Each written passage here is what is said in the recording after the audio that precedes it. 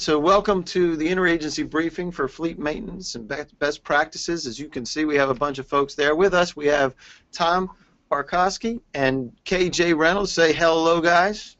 Good afternoon. Good morning, everybody. Thanks for coming. Hi, everyone. I'm KJ. This is Tom. Awesome. So I'm Dave Lowe. I'm a special advisor on the government side, and we just want to welcome everybody from the different places. We have a bunch of folks that signed up last minute, so if we missed your organization, we'll make sure that we incorporate that later, but we do appreciate you guys being here. And a quick disclaimer, this event is not affiliated or endorsed by any agency. It's provided to the audience for informational purposes only. All participation in this briefing is voluntary, and any engagement by you, the government folks, is not an indication or endorsement of or commitment to purchase from any vendor. So now that we got that out of the way, we can actually talk, right? So a couple of different things with the briefing controls. You can open up the panel on the side, and you can open these up, and you can ask us questions by filling those out and just sending them to us. You can raise your hand, and we will get to you. If you have your hand raised, we'll do our best to be able to get to you throughout the presentation. You can also, if you dialed in on the phone, very important, that you enter your audio pin so we can unmute you. And finally, if you would like to communicate via email, you can send it to govsupport@fleetpro.com, and we'll make sure that we answer your questions if we can, if they come in during the briefing. A couple of other things. If you like the way that we're dressed today and the way that KJ and Tom look, you can make us bigger by just grabbing the little doodah. Either on the top or the bottom, but whatever it is, you can make us bigger, or you can make us disappear completely. So with that, we're going to talk about Fleetpro just a little bit, if I could get my talking right. We have initiatives that we'll talk about from the federal side as well as the state, and why it's important to separate the PM and repair. We'll talk about the quality PMI system requirements and what that looks like to make sure that you're getting what you want. We'll talk about some specific case studies and examples, as well as comparing on-site versus off-site. Do some Q&A, do some risk mitigation, which is avoiding the gotchas, keeping you out of hot water, and finally we'll give you some procurement options of how you can purchase these types of things if you would like to, because we have some contracts that can be written via state contracts and local contracts.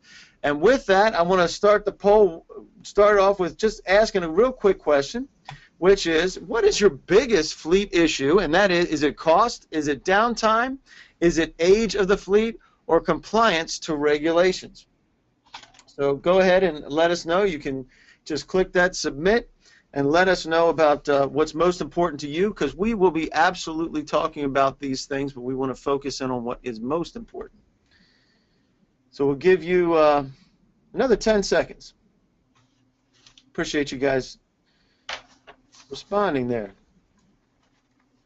5, 4, 3, 2, almost, a little bit more, and closing it out. Almost everybody voted on this one. So here's what it looks like, fellas. We have cost, we have downtime, we have age of the fleet, and compliance to regulation is in last place. So we'll be talking about all of these, right, guys? Looks like a lot of people want a lot of new vehicles. Looks like a lot of folks there. So with that, let's talk about Fleetpro. Tom, how did you get Fleetpro started, and what made you decide to get into this world in the first place? I had been in the computer industry for 18 years and wanted to find an industry that was underutilizing computer systems and technology. And I chose the maintenance industry and started Fleetpro in 1982 to do that. So that makes us pretty old, right? So look, I'll give you an overview of what we do for those of you who don't know. So we provide maintenance services for organizations that use the fleets of vehicles to conduct their daily activities.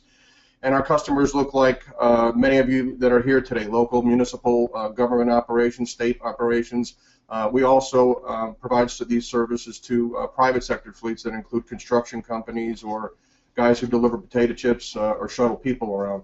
Our customers are located in and around the Mid-Atlantic region, generally from Delaware to Virginia, and their fleets are made up of anywhere from light-duty vehicles, cars and trucks, to heavy-duty trucks, off-road equipment, transit buses, school buses. And our customers' fleet is generally distributed or garaged at multiple locations throughout their jurisdiction. And our primary business is preventive maintenance and inspections, one piece of the maintenance pie.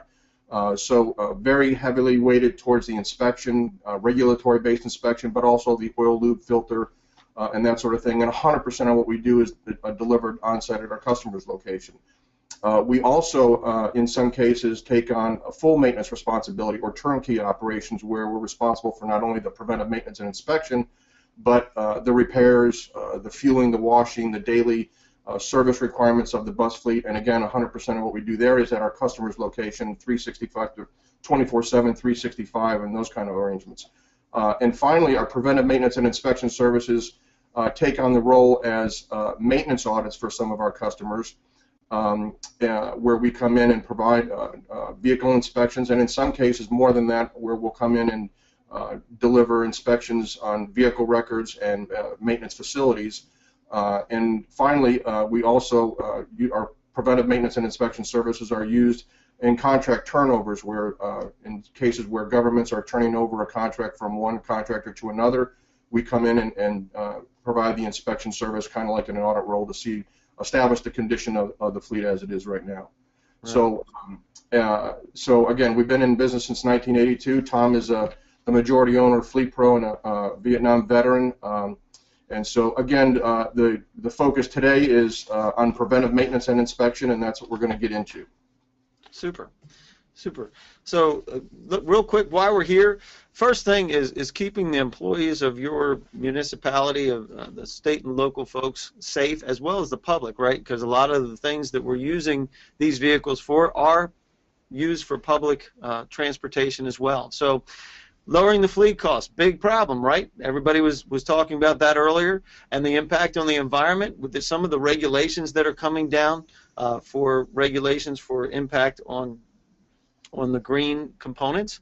We'll talk about and review the best practices, the things that you can include in your contracts, as well as what you should expect from your providers. We'll have an exchange of ideas. Hopefully you guys have some good ideas that we can talk about on the fly. We'll incorporate those best practices into your contract verbiage so that you get what you're actually looking for.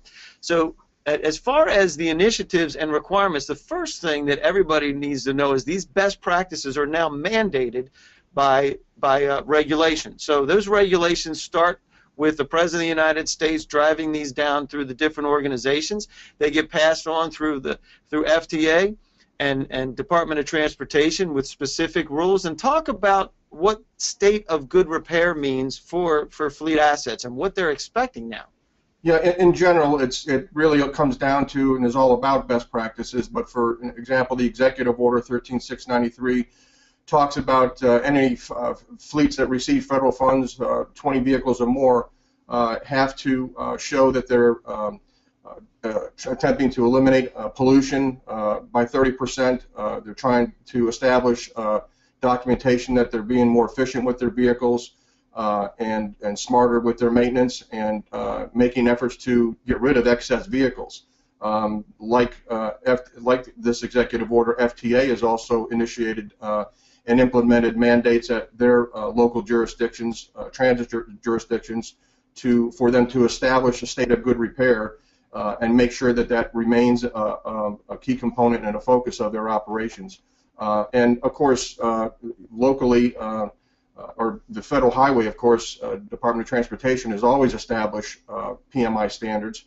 And then even at the local level, state level, especially here in the state of Maryland, the state of Maryland's regulations actually supersede some of those in federal highway. So there are these best practices, minimum standards, if you will, that are already established. And part of what we're addressing today is these best practices have to address all these regulations.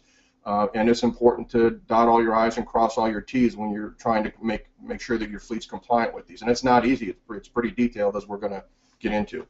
Absolutely. And yesterday we did a briefing for the federal agencies with very similar to this one, but concentrating on the federal folks and their responsibilities.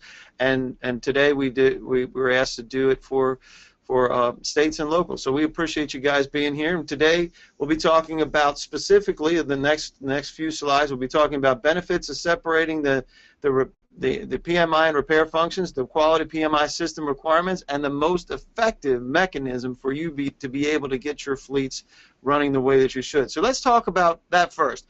Why should we separate the PMI and repair functions, KJ? What's the reason for that? Well, several reasons that our school of thought says that you should separate those two functions. One is because the PMI function, for instance, can be planned.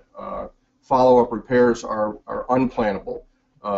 A PM service on a truck, you know what the parts are, you know that it's going to take you 4 man-hours to deliver that service.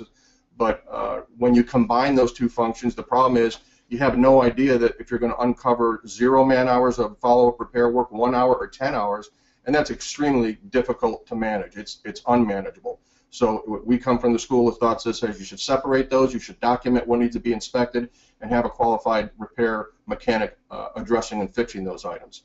And the scheduling is also a key component of it. And what it comes down to is when you have dedicated PM crews that, for instance, might be going out to do 4 PM services tonight, the minute you get into a repair, even if it's minor, if it's a belt or a hose, things happen.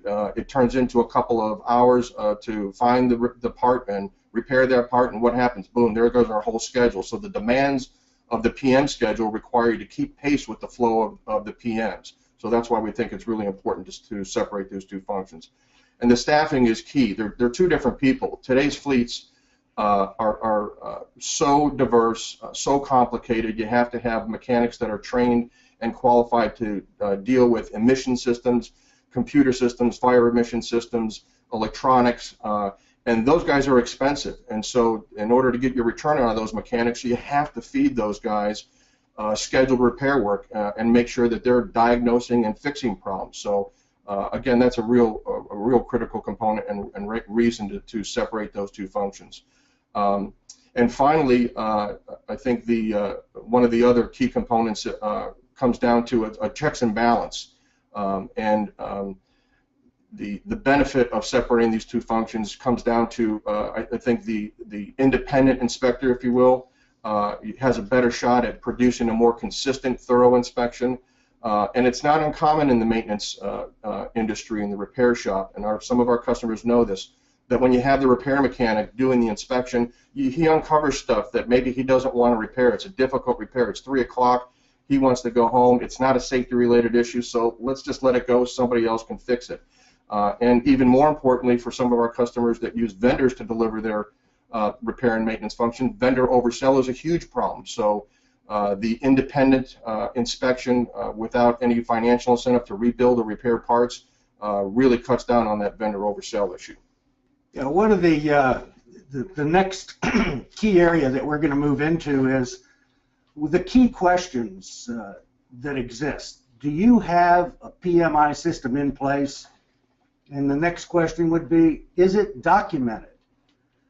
And what does documented mean? If you have a PMI system, you should have an entire series of documents that indicates who is responsible for what, when, where, how. Next question would be, is it transparent to the fleet users? Well, what is transparency to fleet users?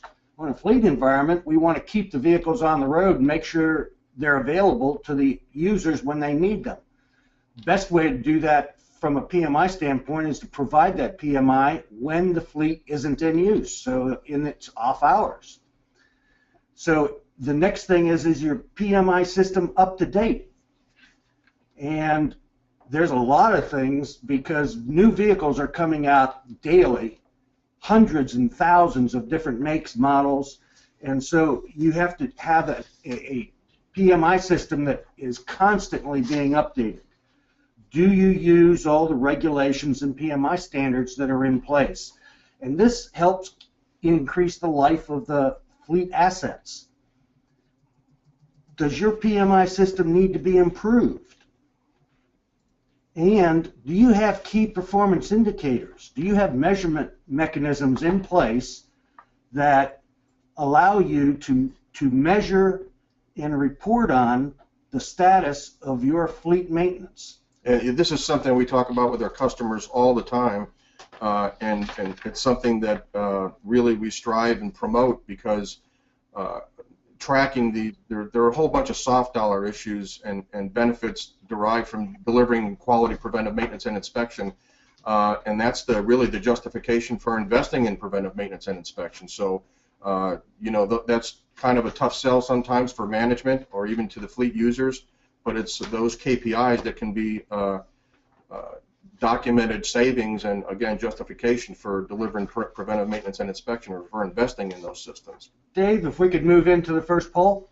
So my fleet system is documented.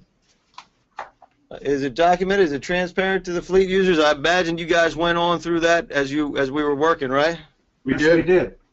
Awesome, super duper. And yeah, and then if it's up to date, if it meets all the regulations, all the rest of the, and does it use KPI, key performance indicators? Those are the pieces that we're looking for here. And closing that out, let's share those results. So 86% have documented systems, 43% are transparent, 57% are up to date. So it looks like there's some pieces where there's some improvement, right, fellas? Yep, there's some good stuff there. All right. So I know you probably went through some of the key components of those. Have you been through that? Well, you can give the overview of that. When we talk about the key components of best practices, first of all, where did best practices come from? They came from fleets that have established excellent maintenance programs and that have delivered and that have low cost and extend the life of their vehicles. A lot of this has been documented, for example, in organizations such as the ATA, American Trucking and Transportation Association. Department of Transportation documents best practices. So not only are best practices well documented, we also have some of the best practices are now mandated in terms of federal law and state law and local law. So by looking at all of those, what is required across the board in order to deliver preventive maintenance and inspection that accomplishes those best practices? Well, there's a computerized system that's required. There's analysis. There's an entire set of elements, and this is a list of some of those that are included in most, if not all, best practice systems. KJ? Yeah, so let's get into the first one, the vehicle master files, which is kind of the starting point and is the organization of what is required on a by-unit basis, not only on a by-unit basis, base unit, meaning the engine and the chassis, but the critical components of that vehicle also have to be managed individually, like the transmission and the differential. And the challenge is here, I'm hoping everybody can see this, here's your fleet, and your fleet has several hundred different year makes and models, and this is a huge task. So the illustration you see here is that to build in quality in every service that you deliver, you need to track things like what class of vehicle is this, how many axles does it have, how many brake inspections should I have documented during this PM inspection, how many tire measurements should I have, as well as all the fluid and filter requirements. So it's critical to do this on a by-component basis so you can track and schedule all those things individually. Once you have those things established, now you move into, okay, how do we schedule all this stuff? So we get into the PM service schedule, which is the next screen, and you can see in this case the illustration shows vehicle number 1209 having 10 entries, and you say, well, what's that all about? Well, the yellow highlighted indicates we are not only tracking the base unit based on a day interval, but we have components including radiators, transmissions, differential, hydraulic systems, air dryers, all those preventive maintenance and inspection components that need to be serviced on an extended interval beyond its normal engine and chassis requirements. And key is you need to have to track this stuff on time, miles, hours based, even fuel, and you have to address all those different things, on a by department level, even by by unit level. So real critical in making sure you're delivering right on time PM, putting the right fluids, right filters in the vehicles. So now we got it scheduled. Now here comes the real tricky part. How are we going to get this stuff delivered and coordinated with the user? This is a hugely underestimated scope in delivering preventive maintenance and inspection, and the fleet order is the tool that documents the communication and the coordination of the PMI services, which are the most frequent and voluminous tasks that go down in any maintenance organization, the most reoccurring things, and it needs to be coordinated very closely with the fleet maintenance department and all of the different users. So you kind of want to move away from verbal email stuff and use a control document that really tracks and monitors how well we're doing on delivering this. So now we've got the fleet order, we're going to go deliver the services. Now we've got to document it on a work order. And the work order on the next slide is the document that is actually the guideline and tied very closely with training that brings the technicians through the inspection. And a couple of key components to any quality work order system, we believe, is one, it's got to be vehicle specific, because a truck work order, which is what you're looking at on your screen, is completely different than a car work order. It's completely different than a work order from a loader or a dozer. And so it's got to be specific that way. And it's got to be sequenced, because the sequence of the inspection items, it brings in natural quality assurance items into the inspection process. So you can see in this case, this truck is being inspected, and it starts with the guy's getting into the vehicle. He's checking the handles, the steps, the doors, the hinges, the seats, the mirrors, the steering wheel.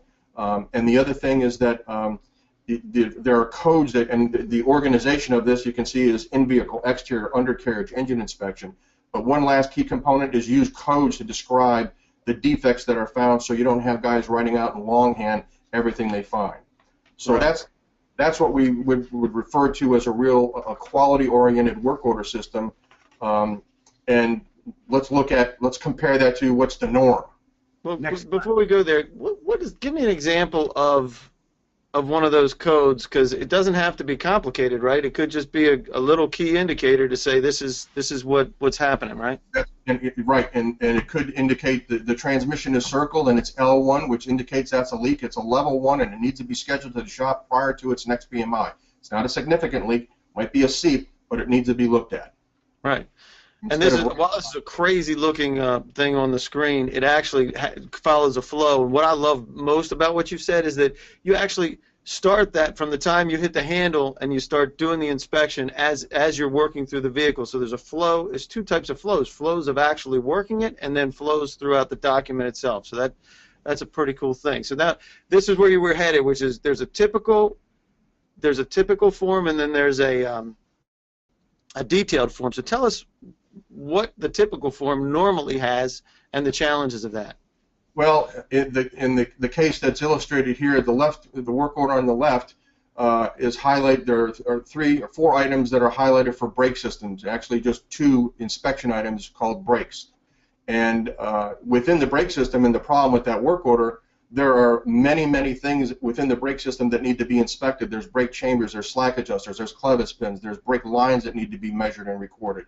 And so we come from the school of thought that says if all you're asking is a one-line item inspection on the brake system, and it's checked as being okay, well, what was inspected on that? How do we know? The only way you know is to document those. So the work order on the right, which we think is a quality-oriented, quality assurance built-in work order, has all those 48 items that are to be inspected within that brake system. And going back to the left-hand work order, on the left-hand column, you see a little code that references the regulations that document what's in that brake system. Well, if you open up those regulations and you look at them, you'll find those 48 items that are on the work order on the right, which are to be inspected. KJ, if I could interject, if you think in terms of when an airplane takes off, the pilot and co-pilot have to go through a very voluminous checklist because they don't want the plane to crash. Instead of saying we're ready to go? Yeah, instead of just doing a checkbox, the plane's okay. And it turns out that all of those items, that there's 286 items that are on that work order on the right, those are regulatory required inspection elements for each of the major component or subsystem areas. Sure. So when we talk about management, when you manage something, you need to direct your technicians in what you expect them to accomplish. And this gives that positive control and understanding. And then the entire training program, which we're going to touch on later, needs to support this entire system. So each one of these elements has to have a criteria and a degree of severity system that support the documentation, inspection, communication function. Thank you. Awesome. Well, let's ask the folks where they are today and what the type of system work orders that they have. So let's launch this for us. So your fleet systems work orders are typical, detailed, or not sure. How about that? And the votes are coming in. Appreciate you guys participating in this. It's great. 5, 4, 3, 2, 1, and close that out and share it out. Let's talk about it. So 22% are typical, 57% are detailed. I think we might have some clients out there that are some of our customers. What do you think, guys? Yeah, I hope so. I hope that's an acknowledgement, sure. And 22% are not sure, so which is fine, and we can certainly help you out, figure those things out as well. So as we start to talk about this, I know this particular part is near and dear to Tom, being the severity reporting. Take us through why that's so important and what the government actually has done because of what you started 25 years ago, Tom. 32 years ago, when we started the business, we found out very quickly that we didn't know a whole lot about communicating results. And what we realized was we needed a systematic method in order to identify defects, train our people, and then communicate defects in a manner that allows the customer to prioritize, to identify how repairs need to be done, in what order, and which ones need to be done before others. We came up with a concept called the degree of severity coding system, where we took all of the regulations, we took manufacturer's criteria for inspection, we took safety requirements, and we developed a system of ratings. So there's a 0, a 1, 2, 3, and 4, where 4 is the most serious, an out-of-service condition. A 0 is there appears to be some abnormal wear here. Review it at next visit. There's no action required. And so there's the in-between.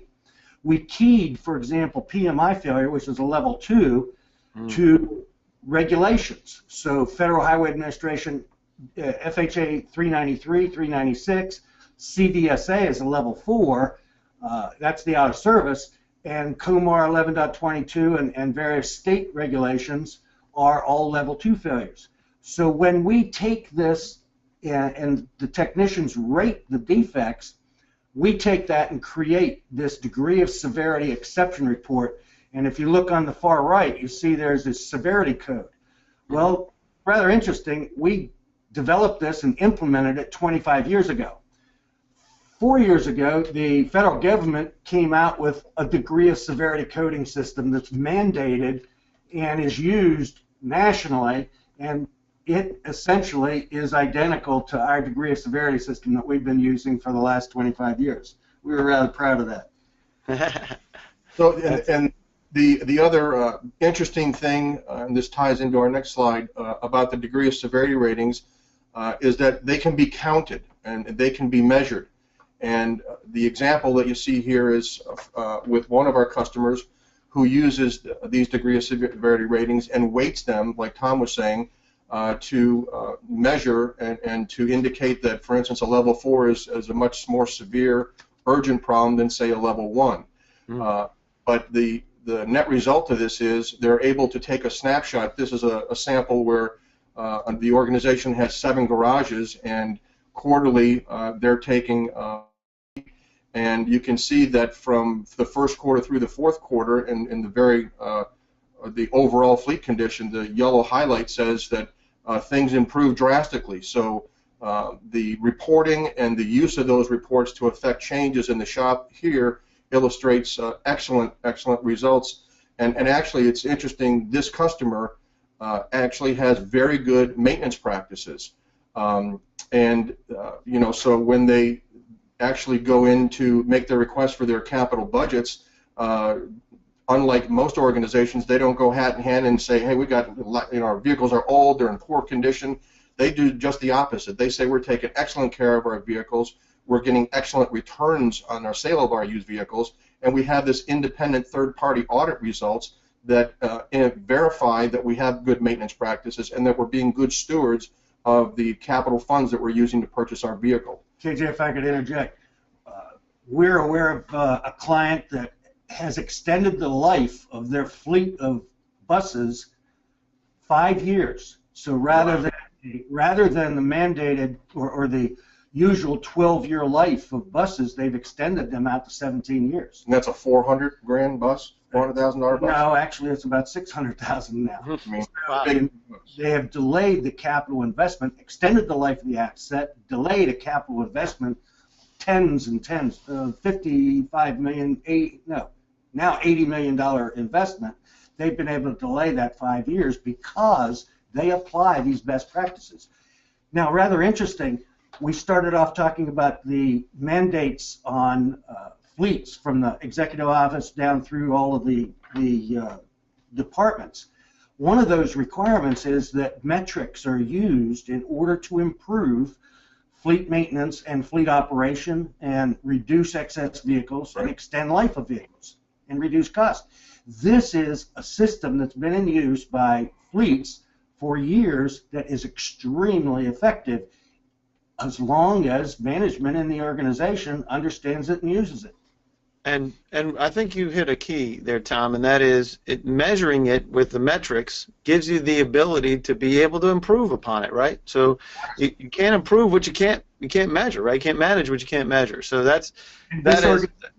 I'm sorry. It's okay. This organization is a perfect example in showing from quarter to quarter to quarter the improvements. They actually used this and required the individual contractors. Yep. They had 6 different contractors managing these garages. So by using this tool, they've been able to improve maintenance on a quarter-to-quarter basis. Thank you.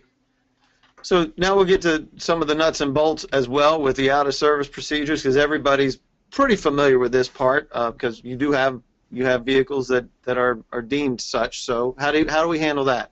You can kind of blow by this. This is just, we just kind of want to stipulate that it's important to have lockout, tagout procedures in place so that when vehicles do have out-of-service conditions, that you make sure that they're not used and that they're prioritized and immediate action is taken by the shop. One other important thing is when you have a best practice PMI system in place, you start seeing a lot fewer of these. Yeah, way into the single-digit percentages of all the services that are done. Sure. So let's talk about the unit history records, because this is probably one of the key pieces of having a system, a best practices system in place, because immediately, well, first of all, how long does it take for you to get to your unit history, right down to the nuts and bolts and the components of everything? How long does it take you to get there? Well, if the system's used, and that's what quality and PMI system requirements are all about, it's instantaneous. It's always there. It lives every day. It's updated every day. And it should include, the standard year, make, and model information, but also, the days, the date of each service, the days between service, the mileage at each service, the hours and hours and time between each service. And so it's an excellent tool that our customers use, and that any good shop should be used for things like warranty claims and even out-of-policy warranty claims, so that appropriate frequencies of service can be documented. Even when a vehicle goes out of its warranty time frame by a couple of days or a couple of months, people receive warranty recovery dollars because the vehicle's been maintained. And the other thing is, you just never know, especially in government organizations where you're going to be called to task, you audit your performance on preventive maintenance and inspection. So really key component for those, we got to compare and we've got to prepare for an audit. Or worse, something on the legal side, right? So that's another place, right? So with that, we're also going to get into what I also know is one of Tom's things. We were talking about this yesterday, about the fact that everybody's in the same boat because of the talent pool that you can draw from, right? So tell us about the importance of including requirement hiring and training into your scope of work and your requirements of your system, right? Yes, actually, everyone out there is aware of the difficulties and challenges that face each maintenance organization. There's hundreds of different manufacturers and types of vehicles, systems, years, makes, models. There's very diverse maintenance requirements. There's a lack of inspection standards specific to vehicles. There's simply things that don't exist to implement into a best practice organization. The labor pool also that you typically, the maintenance is, unfortunately, the labor pool has poor reading and writing skills. It's a historic problem. So training of technicians, we identified 30 years ago, that extraordinarily important. So developing training programs. Your PMI organization must have very effective, efficient, proven training programs. Regulations are very difficult. They're actually written by lawyers, and how in Lord's name is a maintenance technician that has poor reading skills going to read that and understand it? So those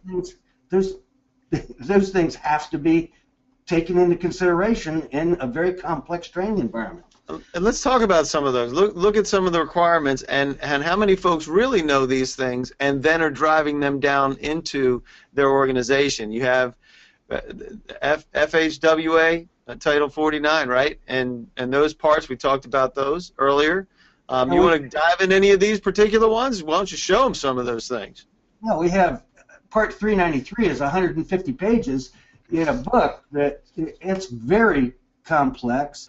And however, there are federal laws that state that any maintenance person that touches a commercial vehicle, 10,000 pound and above, has to understand and be able to apply all of the regulations that are in this book. Not only that, from a federal standpoint, you have the state of Maryland has, and many other states, 28 other states, have also complex criteria. In addition, we have the Maintenance Council has recommended practices that need to be implemented. Then we have the CVSA, which is the Commercial Vehicle Safety Alliance. There's another 100 pages that identify in detail exactly how items are put out of service. So just in case you just love reading, that's a great place. That's a great place to be, right? The expectations are huge. They're enormous, and the importance of the system being able to absorb and then distribute those appropriately throughout, so that it gets down to the level where they can understand, number one, what they have to do, and getting back to the work orders, the details down to the level. And you mentioned this before, KJ, to me, and that is that if think about if you're only checking off brake systems, but there's 6 brake systems because there's six wheels, right? So the same thing applies there. So let's talk about this. Let's find out about what your fleet how your fleet is maintained. So is it maintained on-site or off-site? We're going to try to be quick with the rest of this, Dave, as we're running out of time. Yep, that's right. So we'll just share those results, and 77% is on-site and 23% is off-site. So there's room for improvement, but we have those as well. So we'll let those go. And let's just do a quick comparison between the on-site versus the off-site, and then we'll get to some questions real quick. Yeah. So of all the components that we reviewed so far, if you can get to the next slide, if we're still on there. Probably the one with the most impact is delivering these services on site via mobile service trucks. The reduction from those indirect items or soft dollar areas that we see listed here, things like driver shuttle cost, downtime, fuel use, they can be the most significant savings, maybe sometimes even exceed the direct dollar savings involved in reducing repair costs. So really key component, and we're just going to get real quickly go over some of the details of what mobile service require. So on the next slide, we have mobile service trucks, logistics management, remote labor management systems.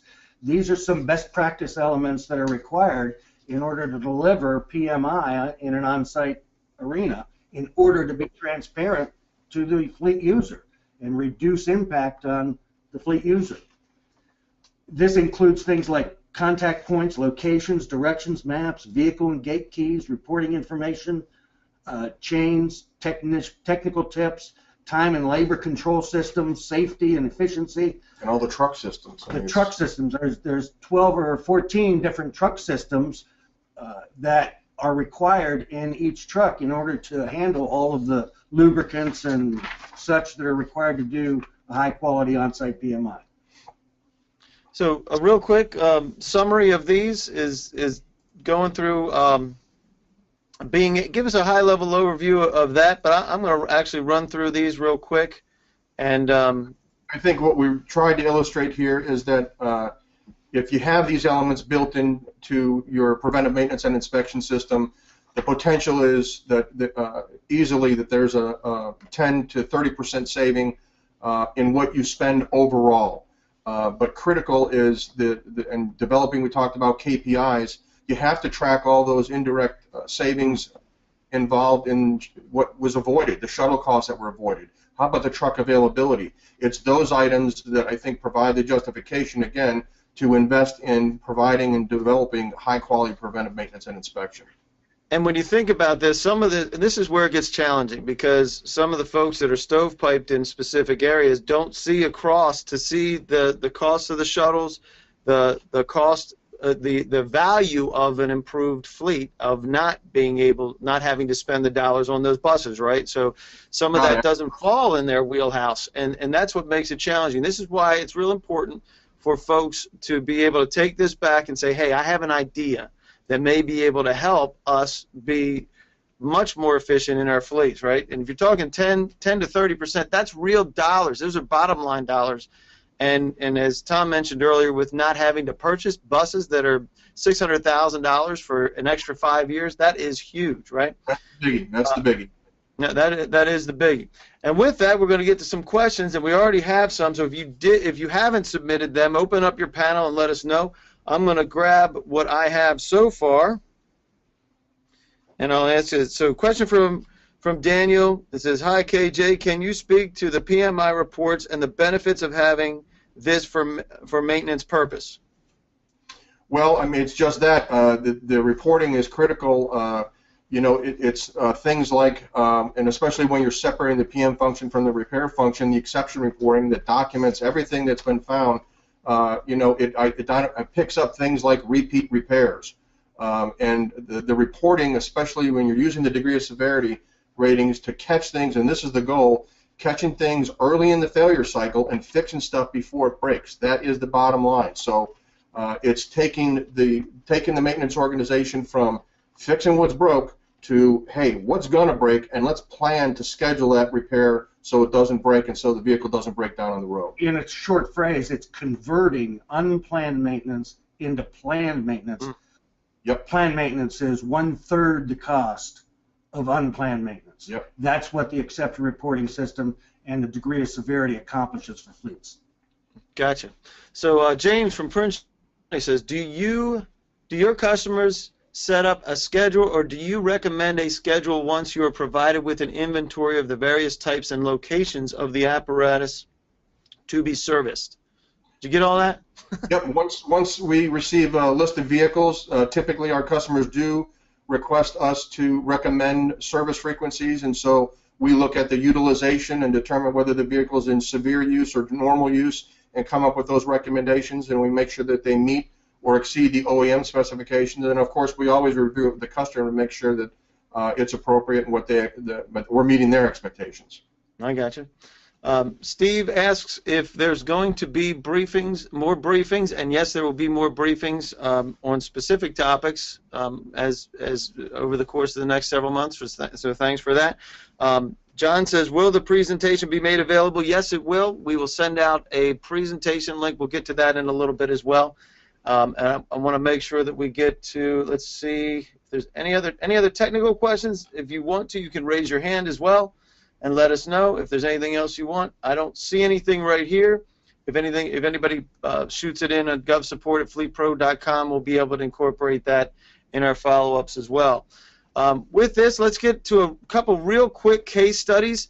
and I'll review some of these real high level, and you can dive in as well. But the first is, we mentioned this earlier about being sued, right? Yeah, I was going to say I'll do it real quick. So here's a Maryland-based company that was being sued because the driver said he had no brakes. The customer actually used the documented brake inspections documented on the work over a period of time, and he avoids a lawsuit. There's another case where we got a Maryland small municipality who implemented preventive maintenance and inspection services and cut in year one, and within 12 months, cut 38% of his overall repair and maintenance costs, including what was paid for preventive maintenance and inspection. And still, 13 years after the program was implemented, they're spending less than they were when they started. And finally, there's an example or a case study of a department within the state of Maryland who, through preventive maintenance and inspection over a 3-year period, not only they documented, and again, this is key performance indicators, they tracked it, they counted it, and it was documented, their utilization went through the roof, and at the same time, their overall cost went down. So, and the availability was huge. Because the vehicles were never taken out of service, their vehicle availability went up, and in the state of Maryland, there was a mandate that if fleet vehicles aren't available, the employee has to use his own vehicle. Of course, he gets reimbursed for that. Because the fleet availability was up, the reimbursement rates went down significantly to the tune of 6 figures, which ended up being probably one of the biggest cost savings portions of the case study. So it's pretty interesting. Yeah, again, looking at those soft costs that aren't just turning bolts, right? These are things that are directly affect the budget and your ability to do some other things within your organization that you wouldn't necessarily be able to do if you're spending them. You could save the money, so significant money, as you mentioned, on those. And with that, we're gonna jump right into how you can stay out of hot water. And one is make sure that your system is fully compliant to the regulations and is actually driven by the regulations themselves, right, guys? Yep.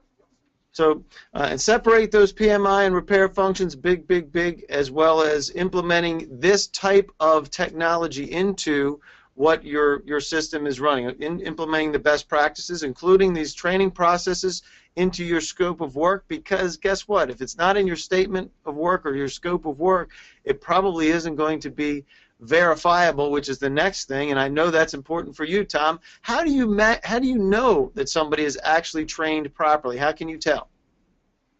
Only if you have the certification documents. It's very easy for a contract to check a box on an RFP response. It's very difficult to come up with the actual certifications, training program documents, and exams that the individuals are required to take. So it's pretty key to include that in the requirement. And finally, for the folks that are in the procurement side of things, you can write existing contracts to get faster access to vendors that are already doing this, and industry experts, as well as minimizing your paperwork, which everybody is into nowadays for sure. So closing remarks, fellas, what do we have to say for folks that were here, and just reiterating some of the key points? Well, I think hopefully what we've communicated today is that the federally mandated initiatives for improving safety, and state for that matter, and the environmental compliance requirements can truly be achieved if you use the quality PMI system components that we reviewed. And we think the keys are separating that PM function from the repair function, include all those elements that we think are so, the devil's in the detail. They're absolutely required to delivering it consistently on a long-term basis. And we think incorporating on-site delivery of PMs in your fleet is absolutely imperative for the fleet user. Awesome. And we actually have a question about this next slide, which is, what are some of your active contracts that you could ride on? And here's a few here. Do you want to mention any of these in particular, fellas? Sure. We have some active local contracts.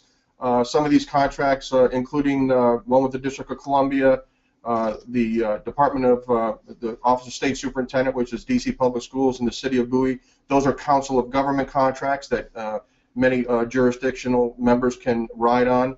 and also Maryland Aviation Administration and Howard County Public Schools. So we just wanted to give you a sampling in case, because we know, again, the jurisdictions have the capability to piggyback or ride on some of these active contracts, and so it's an opportunity if anybody's interested to, and certainly to take a look at the current specifications for the services that we've outlined today. Sure thing, sure thing. And with that, we'll do a quick wrap-up, which is you will receive the presentation, as we mentioned before. We have some additional Q&A that we'll answer throughout the course of this, and we'll make sure we get those distributed to everybody. The supporting documentation of the regulations, at least what they are. We're not going to send you the books, but you'll have at least access to what they are. We'll send you the Fleetpro capabilities, the procurement options that KJ was just mentioning about how you can buy on existing contracts, as well as sample scopes of work for PMI if you want to include that into your upcoming requirements. And with that, we will say goodbye to everybody, and thanks for joining us. Any parting comments from you guys? Oh, just thank you for everybody. We have a lot of customers out there. We appreciate your business, and for those of you who are just listening and learning, we hope we brought something to the table for you. So certainly, we actually have a request from a couple people to come for you guys to go meet them. So that's an extra bonus, right? Great. Thank you for your time. We appreciate it, and enjoy the rest of the summer. We will see you in the next briefing. Thank you.